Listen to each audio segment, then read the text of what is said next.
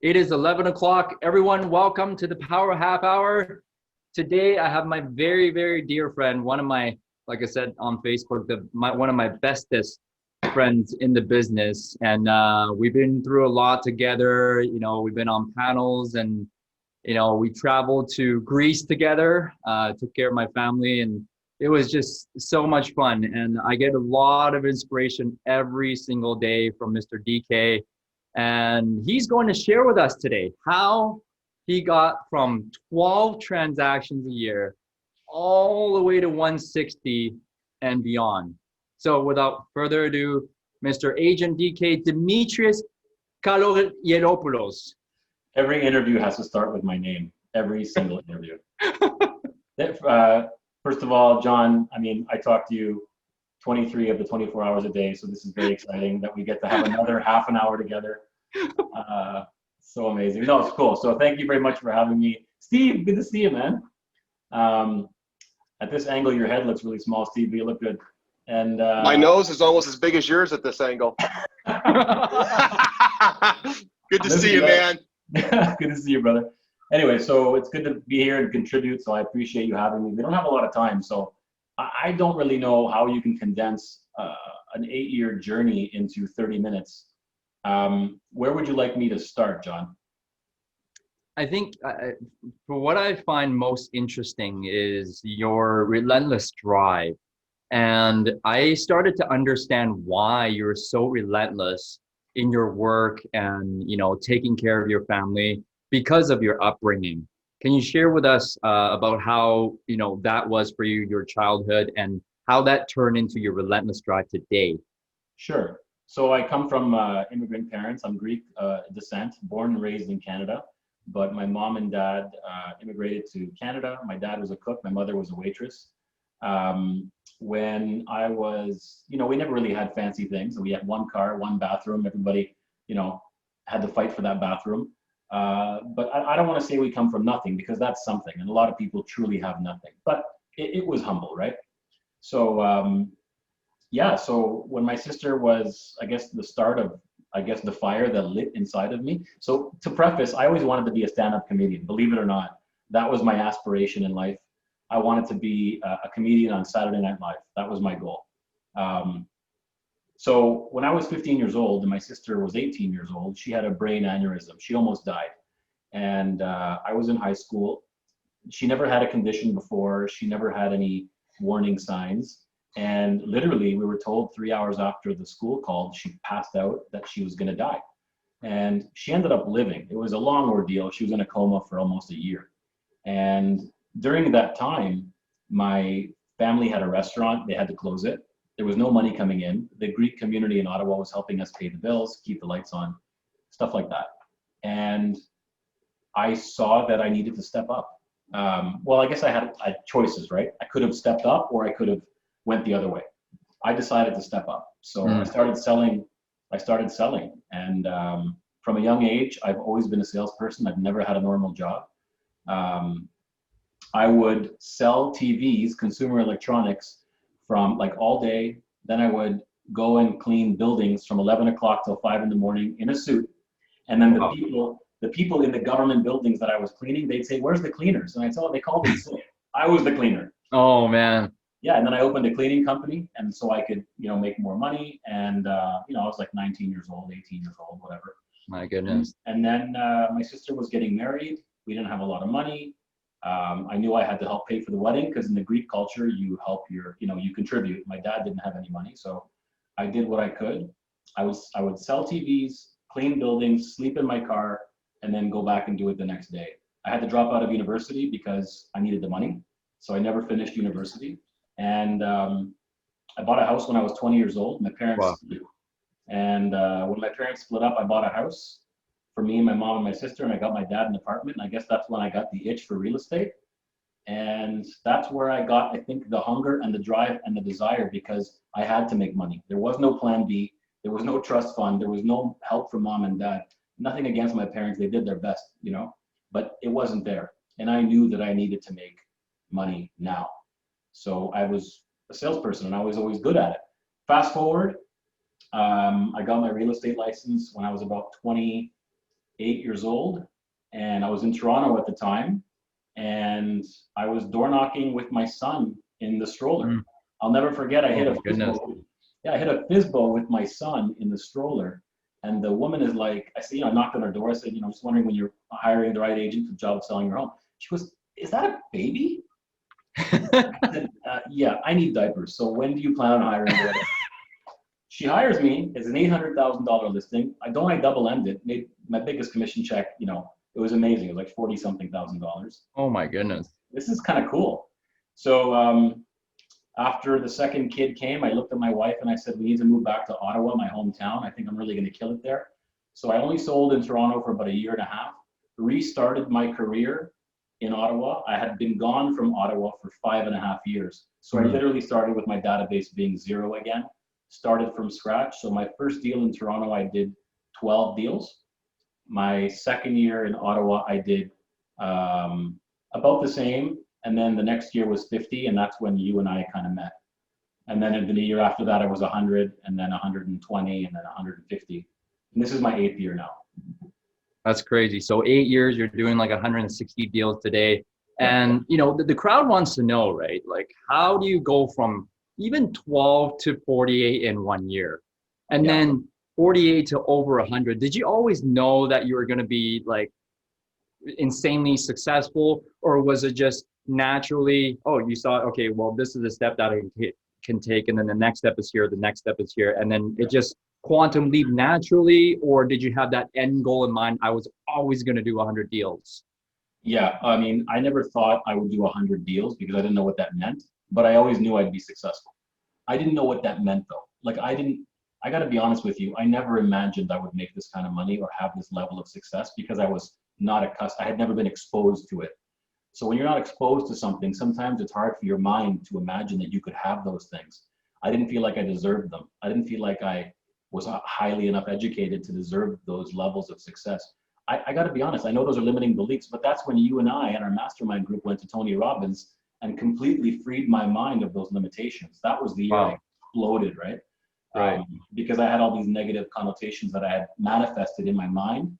And as soon as that was out of my mind, I mean, it was over. But John, I always knew I'd be successful. I just didn't know how, and I didn't know why. But I would always say, when I grow up, I want to wear a suit. I want to make a lot of money, and I want to make people laugh. I never became a comedian, but I sort of feel like I use humor on a daily basis with my clients. So I feel like I'm sort of doing that. And I always had it up here. I always had the burning desire, always. And we talk about this a lot. I'm the kind of person when a hater or a naysayer comes at me, look, you can get mad, right? You can let it go, let it get you down. You can let it get you down and get you sad. You can take the high road and ignore it and move on. Or there's another level. There's another level that a lot of people don't talk about, and it's kind of dark. You can use it. And I use those things. And I've used them my entire life. For example, I remember my high school, when they're telling you what you're going to do for the rest of your life, I remember the guidance counselor saying, you're not going to be in business. You're going to be a nurse. I'm like, I don't want to be a nurse. She's like, you're a nurse because you like helping people. You're a nurse. I'm like, I'm not going to be a fucking nurse, okay? I want to be in business. I want to wear nice suits and shit. So I still remember her to this day, hammering it in my mind. I still remember every single time someone doubted me, and it doesn't bring me down. I use it as fuel. It's just another log in my fire. And right or wrong, that's just how I'm wired. And I don't let it get me down. I use it. And I use it as fuel. I'm so glad that you brought that up, because I wanted to circle back on all the experiences that you've just shared. And again, thank you for sharing so vulnerably with us in the crowd. Yeah. Your upbringing, all those hardships, your sister going into a coma, aneurysm. You've taken every negative experience in your life and turned it into an opportunity. Yes. Right. So, and I see this a lot with the agents. They see a hurdle, they see a roadblock, and then they get beaten down. Yeah. You almost every time you see a roadblock, you just fight through it. And that's the difference between doing 12 deals a year and between and 160 deals a year. Tell us about your unstoppable mindset, so to speak. I have no problem. So you know, I came up with that mantra. I am negativity's worst fucking nightmare. Because Yep. you can throw whatever the hell you want at me, and I'm human. I will react, right? I am Greek and I am very passionate. Greek people, we're passionate, right? We get mad, right? We love intensely. We're just European people are often like that, right? Cultural people. So I'm not saying that I'm not human. I'm not saying that I don't react, but I allow myself 5 minutes. I allow myself 5 minutes to get pissed, angry, sad, whatever you want to call it, even happy. Like that's the key. Never over celebrate a success and never beat yourself down too long. You always want to stay sort of neutral, because if you're celebrating too long or beating yourself up too bad, the world is going to beat you up as it is. You don't need to beat yourself up. And don't celebrate too long. There's always going to be somebody better, faster, stronger, better looking. Don't fucking celebrate too long. You're not the shit. You've got a long way to go. Like I posted that today. Michael Jordan said, once you get to success, that's just the beginning. Like you still have to maintain. So when obstacles come my way, I see them as, oh my God, I'm just about to level up. This is exciting. Like I am like when I'm going through a difficult time, I'm like, this is exciting because I'm in the moment. Like, you know, when you look back and you're like, shit, I remember when I went through that, man. That was crazy. I try to be in the moment. I'm like, this is it. I'm going to look back on this time in 5-10 years and say, that is the moment when I leveled up. Wow. Like, for example, 8 years ago, I never dreamed I'd be driving my dream car. I never dreamed I'd be making the money I'm making. Well, in 10 years, the level I'm going to be at is something I never dreamed of today. But I know that I'm in the moment, right? Like COVID has been extremely difficult on me, my mindset, my family, my business. Bring it on, COVID, because no market, no fucking disease, no interest rate, no competitor, nothing will get in the way of me and my goals. I don't give a shit. Bring it. Like, I just see it as a challenge as opposed to something, you know, that I'm never going to get over. It's just something that you have to adapt and adapt quickly and understand that you might not always see why immediately. You don't have to. Just deal with it. And sometimes the lesson comes later. Like none of us know what we can learn from COVID yet. It's too soon. Some of us have, and some of us won't realize it yet, right? But that is a big challenge. Would you agree, for yourself, for everybody in this business right now? It's a huge challenge, and people don't want to talk about it anymore. It's just like, you know, it's like an everyday thing. Like, oh, the COVID, this COVID, that, this has been affected. Oh, you know, I see articles being sent in WhatsApp chats, like, you know, Vancouver restaurants too closed because of the COVID. You know, we just, it's tiring. It's tiring, right? So, you know, all along the road, you took every obstacle, like what Michael Jordan would say, log on the fire. Yeah. Log on the fire. And you're always so positive. Remember, you know, during Mike Ferry, it was me, you, and Dow. You're right in the middle. And I think it was Larry Kozak saying, oh, what does your mind default to? To the positive? Who's positive? And there's DK out of like, you know, one in like 30 people, he puts up his hand. I default to the positive. Who defaults to the negative? Dow and I put up our hands.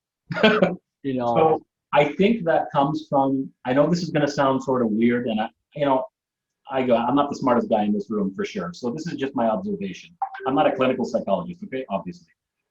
I believe, and this is my opinion only, that you cannot truly appreciate happiness or growth or success until you've experienced something not so good. And I consider myself blessed that I had a difficult upbringing, and I consider myself blessed that in a weird way that I was forced to become a man at 15 years old.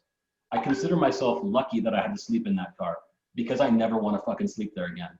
I consider myself lucky that I had to clean those toilets. When my friends were coming in from clubbing and I was in the restaurant, I didn't tell them, and they're like, what are you doing here? I thought you said you couldn't come out tonight. I goes, oh, I'm just helping the restaurant owner. You know, my friend owns the restaurant. I was bussing tables. Like, do you understand me? If you haven't experienced true hunger, true pain, I just don't think, and I hope I'm wrong, because I don't want anybody here to have anything bad happen to them, obviously. But in my experience, those people that have had to go through some shit, they appreciate the good so much more. And when something perceivably bad happens, a deal falling apart, a customer canceling on you a flat tire. Are you fucking kidding me? Like, that's bad. You know what I'm saying? Like, I used to play, when my sister was on her deathbed for a year, I used to play her Michael Jackson in her ears. And the doctors would say to me, she can't hear you, because they didn't want to give you too much hope, right? I guess that's what they got to do. After she woke up from a coma a year later, John, she goes, I knew you were there the whole time. Wow. Couldn't you play another fucking song other than Billie Jean, for God's sake? But I wanted her to know I was there. And even though they told me she couldn't hear me, she heard me. Get it? So when I've experienced that, nothing in our business means anything. It's all inconsequential. Of course, I love doing the deals. I love making the money. I love all that stuff. But I don't need it to be happy. You know, what I need is a challenge. What I need is to be challenged every day and to overcome something, because that's where I get excited, and to help people, obviously. Yeah. But I don't know if that makes sense, but I truly believe that unless you've experienced something difficult, if everything's been done for you your whole life, I don't think you'll ever reach your potential. I just don't. Yeah. And thank you really for sharing that. I had two thoughts on that, because a lot of us on the call, you know, we are of all spectrums of life experiences, right? So, you know, for those of you guys on the call who have gone through some shit, right? Do you take it as an opportunity, or do you take it as a hindrance to your success? Right? Really think about that. And DK here has taken that and just blown up and quantum leaped his life and manifested himself into the man he is today. He's an absolute rock. Look at him, right? And then, and the other thought I have is, well, DK, yeah, but I didn't really have any hardship. Growing up, I was always blessed anyways. How do I become as strong as you right up here? Set bigger goals. You have to set bigger goals, something that's completely unachievable. You see, I truly believe that everybody has talent. I believe that everybody in this world has talent. Talent is not enough.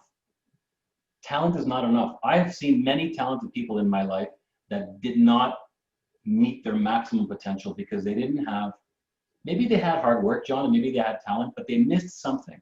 You know, that something that some people walk in a room and they have that something? You ever meet somebody where you're like, this person lights up the room. This person walks with a different walk. This person talks with authority. Those people have something that I call passion, or if you want to call it burning desire, or whatever the hell you want to call it. Like, I don't want to do anything unless I want it as bad as oxygen.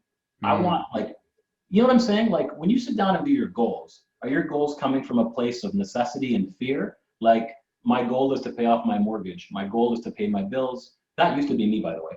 My goal is to be out of overdraft protection. That was me 10 years ago. That was my goals. How exciting is that? Like, whereas, you know, are your goals, I want to take my family around the world.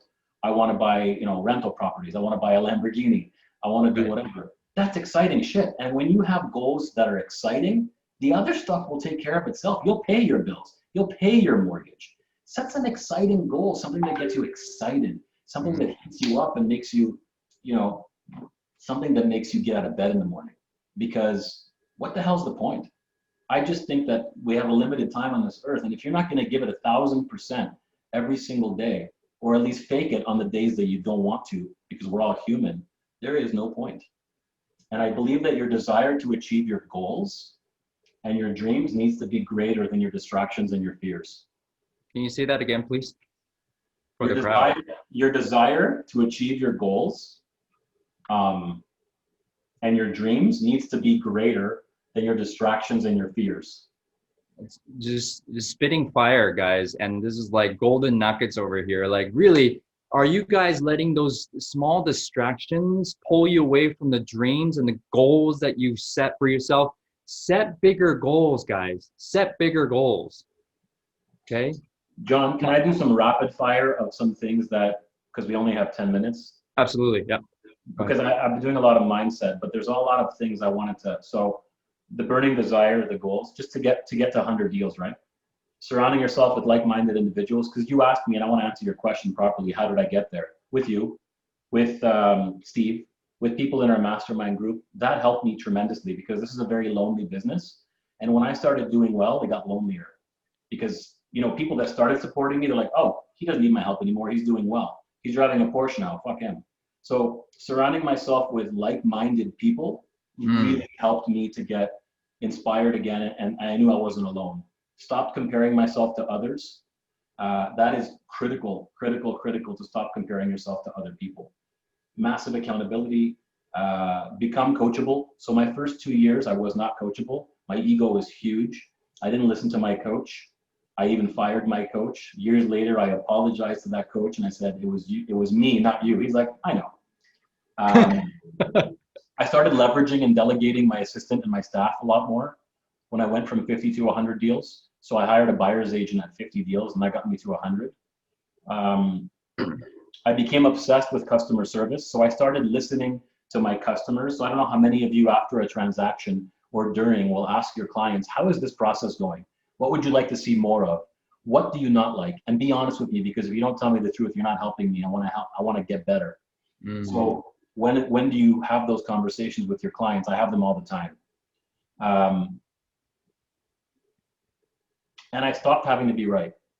There was a lot of cases where, and that was something that Mike Ferry taught me, right? You can be right or you can be rich. Often I was right, but I would win the battle, lose the war. I wouldn't get the listing or whatever. It's amazing how much no problem can get you. You know, it's amazing how far a smile can get you. And I just stopped having to be right. You know, it's the accumulation effect. You can't say that one thing gets you from 50 to 100 deals or 12 to 100 or 150. It's a lot of little things. Like the mastermind group accounted for 20, 25 deals. The upgrading everything. I mean, I started getting custom made suits. I got a nice briefcase from Italy. I got a nice pen. You know, when customers are signing your deals, are you signing with a BIC? Or are you signing with a, I mean, maybe it's all DocuSign now, but what kind of car do you drive? If you can't afford a nicer car, wash it for God's sake. You know, get a haircut. Like there's so many things you could upgrade that make you feel good about yourself, because how you do, you know, we always say this, how you do anything is how you do everything. And I'm one of those people that firmly believes that. If you have a 3-piece suit on and your shoes are shit, you're shit. You're only as good as your weakest link. Shine your shoes. Does that help? Yeah, it helps a lot. That was really rapid fire and, you know, such a good list. Now, this is a fire hose, guys, and no question about it. Now, let's condense it into a couple of things. Like if you were to say the difference between yourself and the guy who does 12 deals, what would it be for you? I wake up hungry every day. The guy doing 12 deals often, I'm generalizing, so don't get mad at anybody, but they often think that they figured it out. Like for example, right now, John, I'm looking to hire somebody, okay? And the ad was said, make 200,000 plus. And my coach said, you have to take that down. I go, why? She goes, no one's gonna apply. No one can see themselves making that money. I said, okay. So I lied and I said, you'll make 100,000, which they're gonna make more if they work with me. Well, I realized something. The guy making 40,000 a year, he's not motivated to get to 100 or 150 most of the time. You tell him what he needs to do, he won't do it. But the guy making 100 doesn't want to make 300. He'd rather be famous than make money. So it's just crazy. I find that the people that are doing moderate business, like a deal a month or whatever, they're just not, they'd rather get the praise of doing their 12 deals than get the mega success that they could have by getting a mentor or getting some help or having no ego. Like the ego often of the smaller producers is way bigger than the ego of the top producers. At least that's my opinion. And I've met a lot of top producers and they're so willing to share. They're so open and giving, and they wake up every day at 0, every single day. Like I try to go on 3 listing appointments a day. And if I don't have one, I get pissed, you know, like that's my goal. Do I do it every day? No, but that's my mindset. Whereas usually the people doing 12 deals a year, they're not that driven. Yeah. So you're staying hungry every single day. And I've seen you just like working 12, 14, 16-hour days. You know, you're going out showing buyers right now still. You're taking listings. You're taking like 4 listings a day. That's 4 listing appointments plus taking out buyers, guys. How do you stay so hungry? Because I set myself ridiculous goals all the time. And like, I take care of my mom. I take care of my dad. I just told my mom last year she could retire and stop working. Wow. That meant more to me than any, you know, we've talked about this before, but I'm just opening up now. Any Rolex or any car, any bullshit, when you're able to tell your mom stop working, and I bought her a car, that meant more to me. See, when you contribute like that and you help people on a bigger scale, people that help to form you and raise you, there's no better feeling. There's no better feeling. There's a real estate agent right now. They sent out a memo at another office a kilometer away, and her daughter is sick. And they're asking for donations to get her daughter a computer. I'm going to buy the computer for her. I don't even want to put my name on it. Like, I don't want the attention. But to be able to do that is huge. You know, that's what life's all about, to give back. So I want to help more people. I'm already living a life I never dreamed I would be living. So, you know, obviously everybody, you know, you look at Grant Cardone sitting on an airplane and, like, you know, money and shit. I mean, I don't know if that's in the cards for me, but I'm already living that life in my mind. So I'd like to now help other people achieve what I've achieved. So guys, stay humble, work really, really freaking hard, stay positive, and contribute to more people. It's ultimately not about money, guys. Being real estate agents, I mean, we're out there helping people. If you help enough people get what they want, you will eventually get what you want. And DK is living that every single day. That's how you stay so hungry. What can you contribute to? Do you want to pay off your mom's mortgage? Do you want to retire your mom? I mean, how big is that? What are we all thinking about right now? You know, how do I pay off my bills? How do I pay off my credit card? Guys, think about something bigger than yourself, then your life will become bigger a lot faster. All right, guys, any questions? Any questions? Okay, go ahead. How many people are on this call? There would be 61 people on Zoom. I don't know how many on Facebook, but. So let's say whatever, there's a number of people. Every single person that's going to be watching this now or later, I want to say something to you. And listen to me. Are you listening? Yes. Pablo is listening. Okay, one person is listening. There is somebody out there that wishes they were you. There is somebody out there right now that wishes they had your level of success, your life, your whatever. So know that you are already successful. You are already on your way. You might not have the rewards yet, but sometimes the rewards don't come immediately. They are coming. So don't stop, because sometimes we stop just shy of cracking that next level, and that would be a shame. Guys, that is so much gold there. Thank you for sharing that. Guys, be grateful for where you're at, okay, and be eager for more. And DK is living that every single day. All right, Jack, question? Hey, DK, what's up? Hey, how's it going, Jack?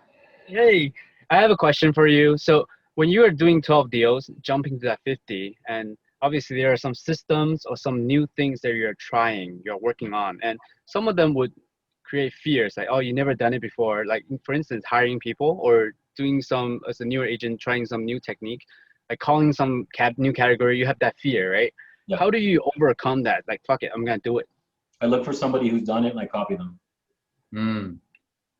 I don't try to reinvent the wheel. I'm not stupid. I look at somebody who's doing what I want to do. I look at somebody who has what I want, and I do what they do. I know that sounds overly simplified, but that is exactly what I do. Like, when I didn't know how to call a FSBO, I followed somebody and I watched them, and then I said, okay, cool. And then I went and did it. To hire somebody, I delegated. You know, like, if you don't know how to do something, pay somebody. It's not worth your time. Look, I'm a horrible manager, okay? Maybe that's not a good thought to have, but I don't want to manage people.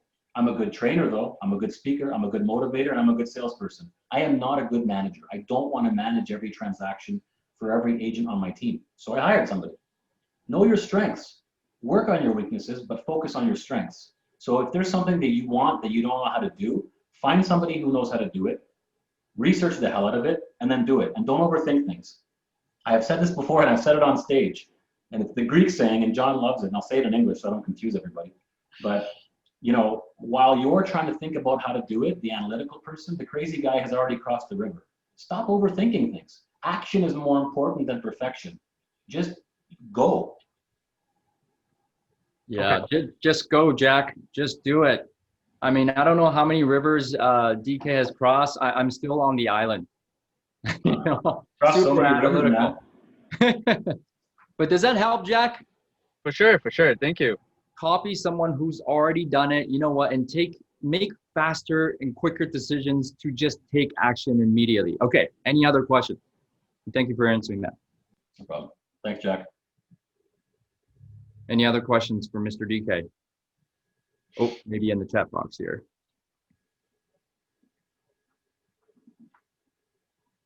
Oh, it's real quiet. I'm surprised. I put everybody to sleep.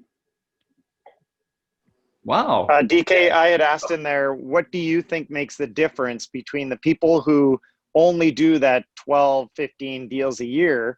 Like, why is it that those people don't just follow, like what you said, just do what other people are doing and say what other people are saying? Why aren't they doing that? Good question, Pablo. Usually it's because they have another source of income. Usually it's because they have a safety net. So I think of my parents or a lot of immigrants that came to Canada, the Italians, the Greeks, the Chinese, the people that had to learn English and learn how to integrate into a country. Those people, for the most part, became extremely successful. Why? They had no plan B. Man, these people were like came to this country, Canada, US, with $7, $10, and a lot of them opened restaurants, cleaning companies, businesses. They made money. Why? They wanted it bad. And they're like, hold on a second, I get paid what for doing what? While people born and raised in a country have the same opportunity, but they complain. So you have to have that immigrant mentality because nobody works harder than immigrants. I'm telling you right now. And often people will have another source of income or a safety net. That's in my opinion. Yeah, immigrants are not complacent, right? Remember complacency? Yeah. And yeah, if things are just good enough, you're not going to strive for more, right? Yeah, and Pablo, sometimes you just don't know how good it could be. So you're like, life's pretty good. You know, I'm driving a new Honda Civic. I've got a new house, and you know, like we go to Disneyland every year. And how much better could it get? Because they can't imagine. And that was me, by the way. I couldn't imagine going. Last year I was off 160 days, and I had a record year. I never dreamed that would happen, and I never would have dreamed it if I didn't have people like my mastermind group or my coaches to make me realize that that's possible for me. So it's probably the people they're dealing with and people they're surrounding themselves with are thinking too small. You need better company. Better company, guys. You are the average of the 5 people you hang out with the most. So who are you hanging out with right now? I hang out with DK every single day, but I cannot stay complacent. I feel like I have a fire constantly on my butt because I look at what he's doing every single day. Just a relentless dude, man. There's nothing wrong with a Honda Civic, just so everybody knows. No offense to Honda Civic. Nobody works at Honda. There's nothing wrong with that. So one last question from Denise Mai. What is your biggest why now, Mr. DK? What is my biggest why now? Yeah. My biggest why now. I don't have any one why. My general why is that I want to help more people. So what does that mean, right? Because I believe goals have to be quantifiable. I want everybody that's working with me to reach certain levels of success. And I've sat everybody on my team down and said, you're here, I want to make you go here. That is literally on my vision board. So awesome. that is my why now, to get the people around me to become uber successful and to have them live the life they never dreamt. And then that'll automatically take me to the next level. That's awesome. And that's such a go-giver mentality. And thank you. You've done it yourself, obviously. You are at the highest of highs. I mean, top 1% of 18,000 agents, all of, roll a page. And now you want everybody else to have the success that you have. And once you help them get what they want, what you want will automatically happen. Yeah. DK, thank you very much for all your sharing today. I'm sure a lot of people have their minds blown right now. How can we contribute to you? How can we send you more referrals, send you more business? I mean, that would be great. That's not my intention, but okay. If you want to, you can hit agentdk.com. You can call me direct if you want to text me or call me 613-883-8823 or hit me up at agentdk.com. But that's not why I did this. I did this because I love you and I want to help you on your journey, and I genuinely like helping people. Every time I do something like this, my phone starts ringing off the hook. Not necessarily from the people that I'm talking to, but the universe pays me back. And when you give, you get. So I'm not expecting anything out of this except our time together. And I love you too. We all love you. Guys, when you give, you get. There's just so much fire. And there's going to be a replay on Facebook and a recording which I will send out. Thank you, thank you, thank you. We love you and hope to see you in Greece soon.